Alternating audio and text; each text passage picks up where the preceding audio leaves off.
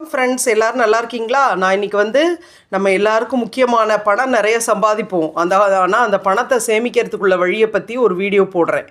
அதாவது fixed deposit பற்றி தெரிஞ்சிருக்கும். நிரந்தர இருப்பு திட்டம், நிரந்தர வைப்பு திட்டம் அது வங்கிகளில் இருக்குது. அப்புறமா வேறு நான் பேங்கிங் ஃபைனான்ஸ் கம்பெனின்னு சொல்லுவாங்க. அதாவது பேங்க் இல்லாத வேறு ஃபைனான்ஸ் கம்பெனிலையும் இது இருக்குது. நீங்கள் என்னென்னா எந்த பேங்க்கில் அதிகமாக தராங்க அப்படின்னு பார்த்து அந்த இடத்துல நீங்கள் உங்கள் பணத்தை போட்டு நான் சொல்கிற மெத்தடில் போட்டிங்கன்னா உங்களுக்கு நிறைய வருமானம் கிடைக்கும். அதில் முதல்ல ஸ்டேட் பேங்க் ஆஃப் இந்தியாவில் காம்பவுண்டிங்னு இருக்குது. அதாவது காம்பவுண்டிங்னா கூட்டு வட்டி மாதிரி கூட்டு முறையில் உங்கள் பணம் மல்டிப்ளை ஆகும், அதாவது பெருகும். அதாவது daily compounding, monthly compounding, quarterly compounding, half yearly compounding, annual காம்பவுண்டிங்னு இருக்குது. இதில் ஸ்டேட் பேங்க் ஆஃப் இந்தியாவில் டெய்லி காம்பவுண்டிங் முறையில் உங்கள் ஃபிக்ஸட் டெபாசிட்டுக்கு வட்டி தராங்க. இதில் என்னென்னா நீங்கள் ஒரு நல்ல பேங்க் அக்கௌண்ட்டு ஓப்பன் பண்ணிக்கணும். அப்புறம்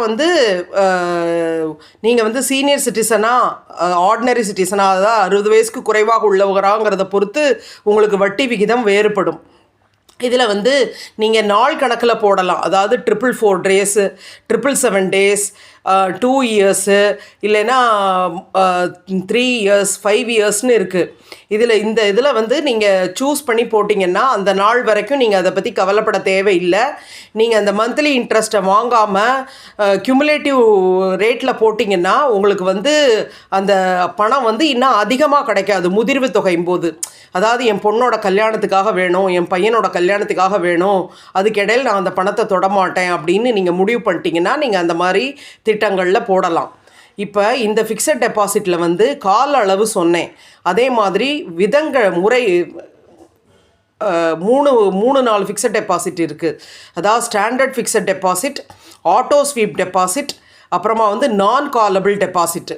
அதாவது ஸ்டாண்டர்ட் ஃபிக்ஸட் டெபாசிட்னால் நீங்கள் போட்ட திட்டம் வரைக்கும் உங்கள் பணம் அதில் இருக்கும். அதுக்கப்புறம் நீங்கள் அந்த பணம் வேணும்னா இது பண்ணி வாங்கிக்கலாம், க்ளோஸ் பண்ணி வாங்கிக்கலாம் பெனால்ட்டி இல்லாமல்.